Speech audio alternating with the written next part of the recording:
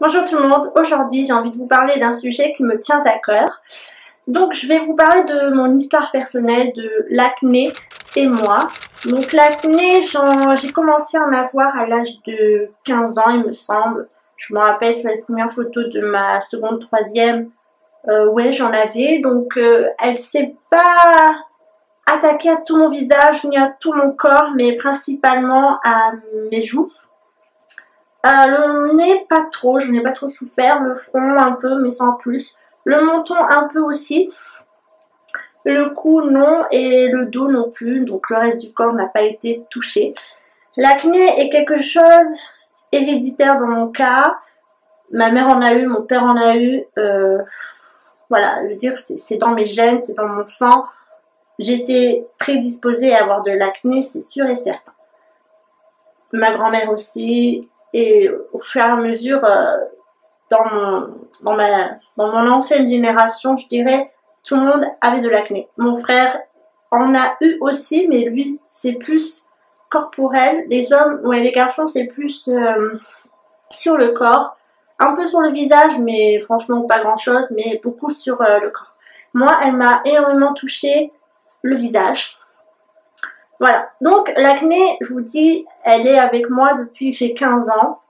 Donc ça fait à peu près 15 ans que je vis avec elle. Voilà, je la considère comme quelque chose de plus fidèle que j'ai eu dans ma vie, c'est elle.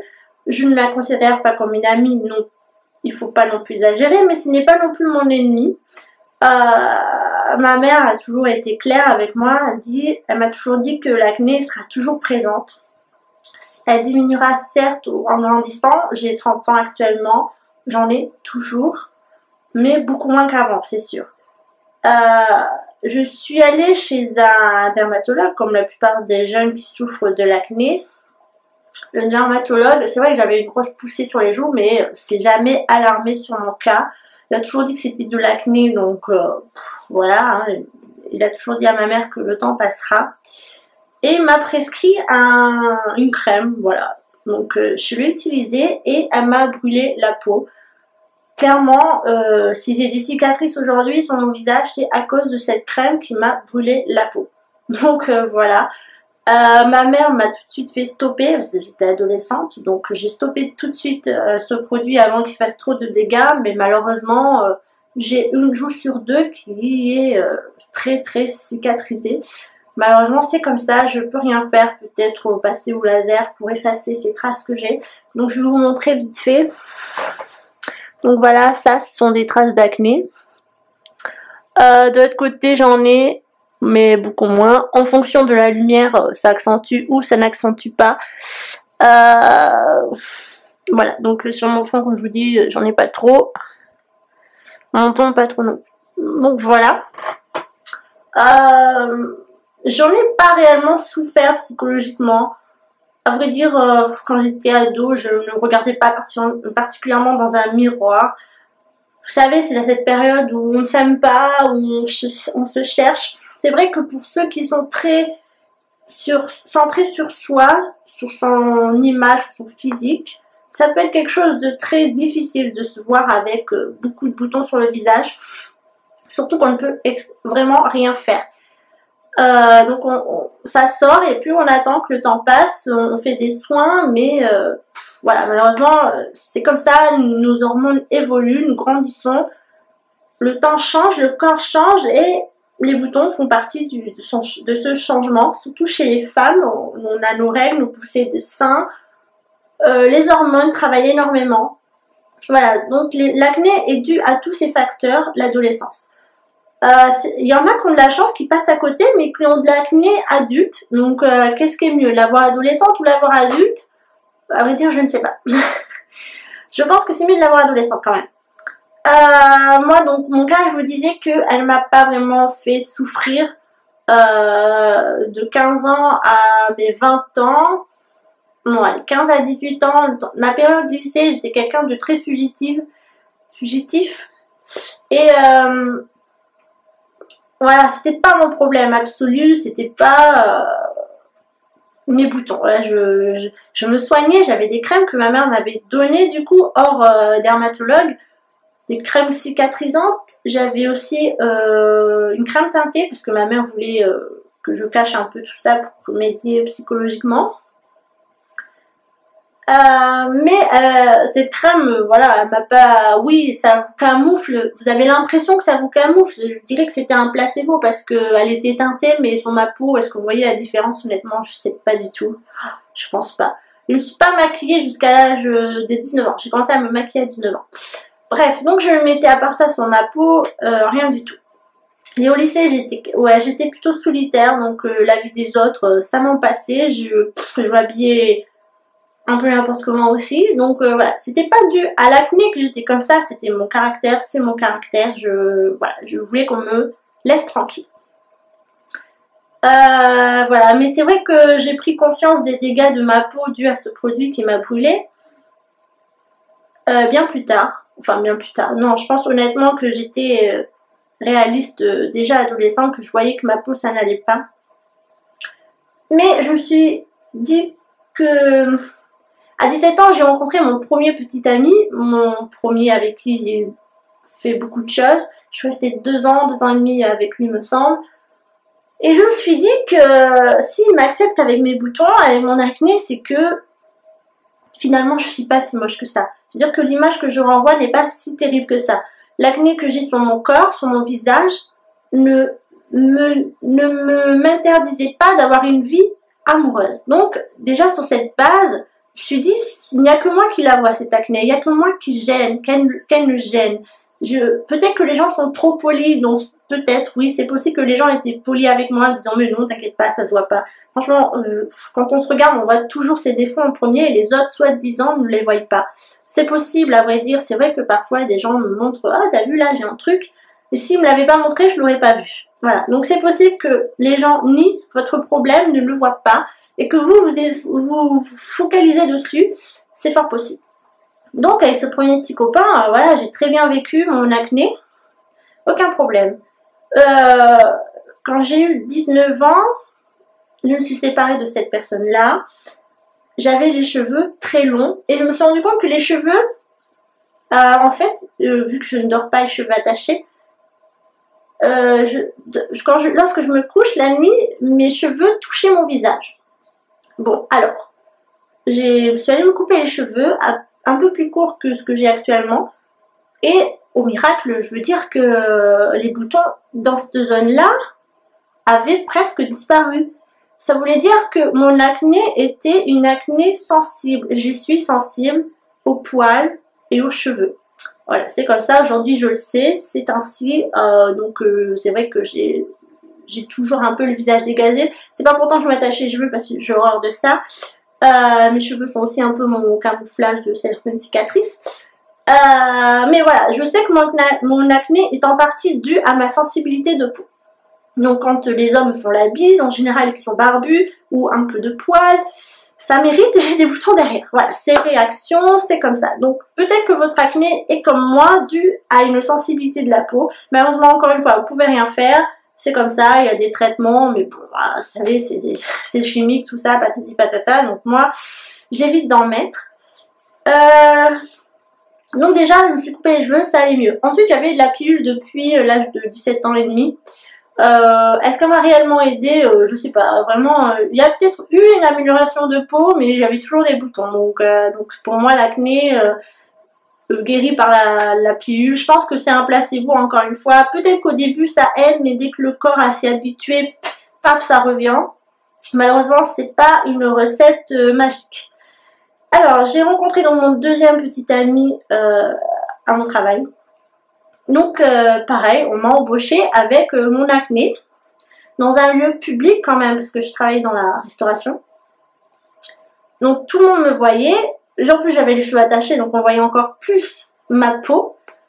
C'était catastrophique. Et on m'a quand même embauché, on m'a fait confiance. Donc, à ce moment-là, j'ai encore été plus en avant vers mon acné. J'ai encore plus accepté en me disant, si on m'embauche avec la tête que j'ai aujourd'hui, peut-être que cette acné n'est pas si dérangeante que ça. J'avais 19 ans, j'ai un visage de petite fille, je dirais de 15 ans. Donc, j'ai commencé à me maquiller. Au début, c'est vrai, je mettais du fond de teint, du correcteur, tatati tatata. Je voulais absolument camoufler toute cette mocheté pour les gens.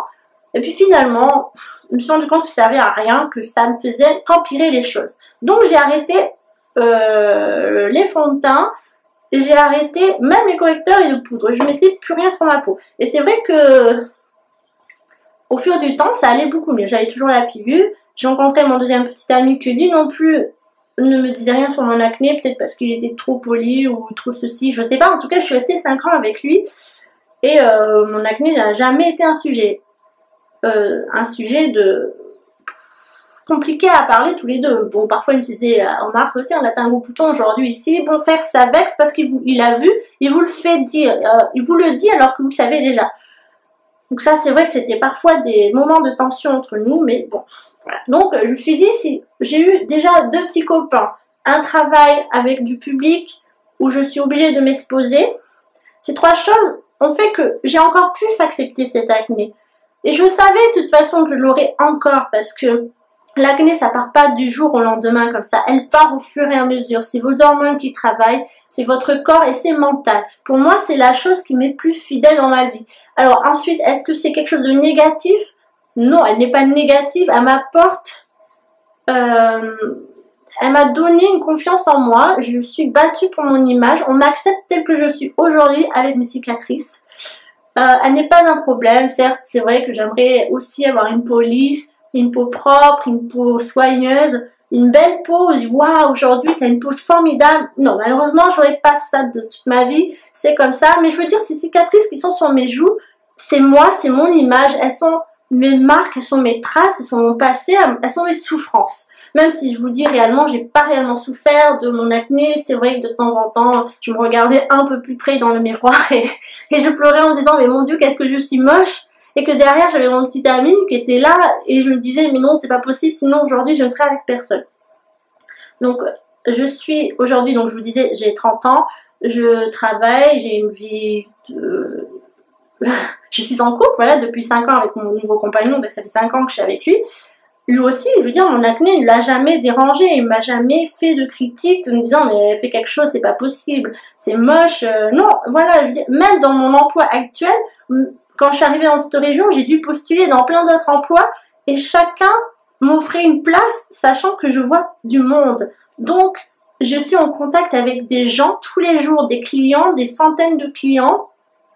Une centaine, j'exagère un peu, mais je vois énormément de gens et on m'a jamais dit que c'était un facteur à risque pour moi, pour mon image. Voilà, je veux dire, j'ai d'autres choses à montrer, à prouver que mon acné qui se trouve sur mes joues, que mes cicatrices qui sont là. Elles sont mes forces, elles sont ce que je suis devenue. Une femme forte, une femme qui assume qui elle est. Aujourd'hui, je mets du correcteur et de la poudre parce que j'en ai envie, honnêtement. Mais juste pour le travail, honnêtement, juste pour le travail et quand je sors avec des amis à mon conjoint.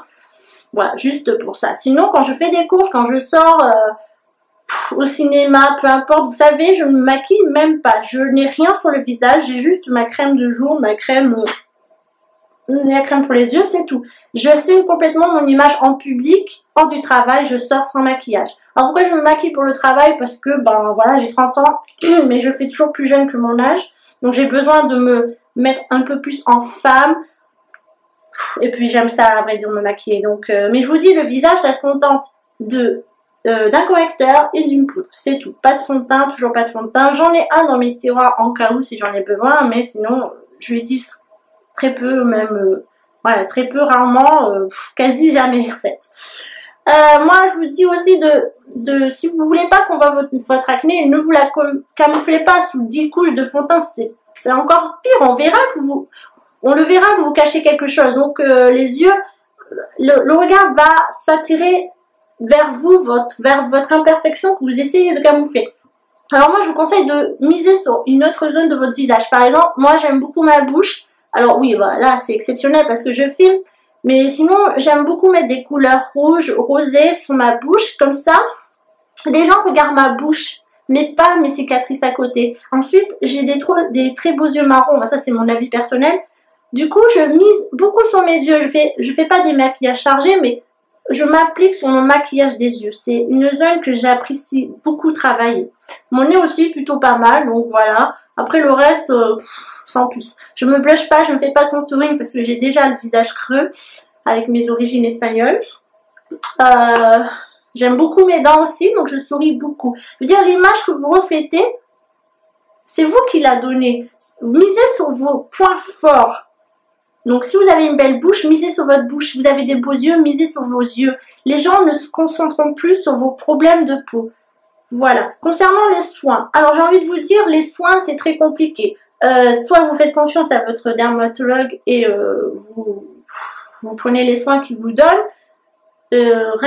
Roaccutane, dans ce style, moi je ne vous le conseille pas, c'est trop dangereux. Trop de contraintes. L'acné on n'en meurt pas, je vous rassure. Hein. Donc non, je vous conseille pas. Et les produits qu'on peut trouver en pharmacie, en parapharmacie, alors grand centre commercial, non, pas forcément. Vous pouvez vous tourner vers Aven, La Roche-Posay, ce sont de bons produits mais chimiques. Moi j'ai arrêté de les utiliser parce que de toute façon je me suis rendu compte que c'était que du placebo. Ça allait bien quand j'en mettais et lorsque j'ai arrêté c'était 100 fois pire. Donc non, j'ai tout de suite arrêté cette utilisation. Donc je me suis tournée vers des produits naturels. Enfin naturels. Il y a toujours des choses, de l'alcool, dans tous les produits cosmétiques, malheureusement, que vous achetez bio ou pas bio, naturel ou pas naturel, il y en aura toujours. Donc je me suis tournée vers des produits plus naturels, pas forcément axés sur l'acné, parce que je me suis rendu compte, encore une fois, que comme j'avais une peau sensible, les produits pour l'acné ont tendance à assécher, à sensibiliser la peau. Je manquais énormément d'hydratation, donc je suis mise à faire de l'hydratation sur ma peau. Et croyez-moi que mon acné a beaucoup plus vite disparu, les cicatrices se sont beaucoup plus atténuées. Voilà, donc à un moment donné, j'ai beaucoup misé sur l'hydratation, donc je me suis beaucoup hydratée la peau.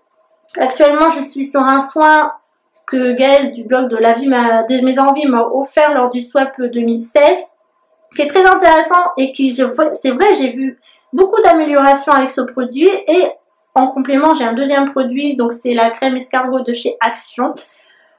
Tous ces produits-là, je vous en parlerai très vite sur le blog, donc je vous mettrai des adresses en barre d'infos dès que les articles sont disponibles. Et c'est vrai que, voilà, je sais miser, donc pour moi, c'est l'hydratation, des produits soins, pas forcément axés sur l'acné, mais pour les peaux tendance, mixte, voilà, je fais plus vraiment de soins spéciaux pour l'acné.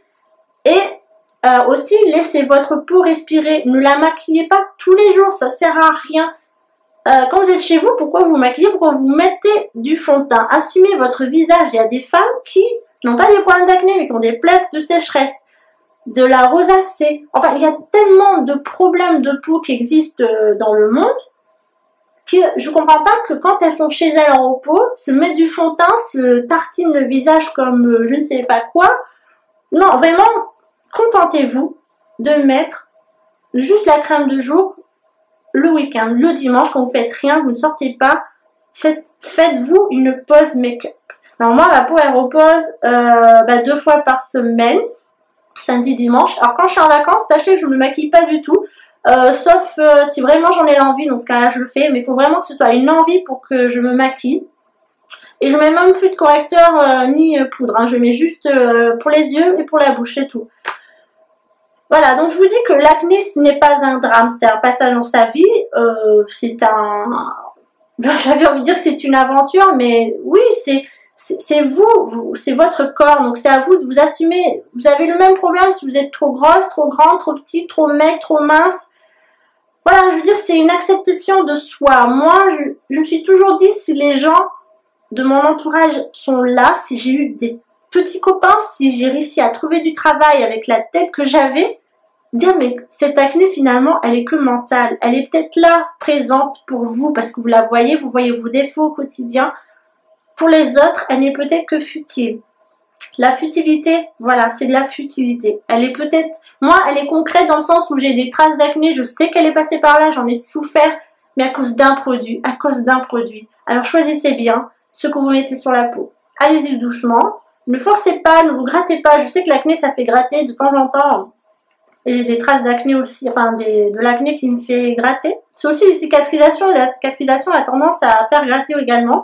Je sais aussi que quand je mange trop gras, par exemple trop de chocolat, trop gras, qu'est-ce qui est trop gras? De la charcuterie par exemple, je sais que derrière, ça pardonne pas, j'ai un bouton.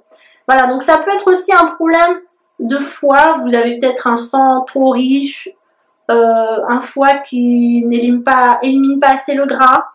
C'est possible aussi. Alors dans ce cas-là, je vous conseille de faire des cures de désintoxication, comme désintoxication,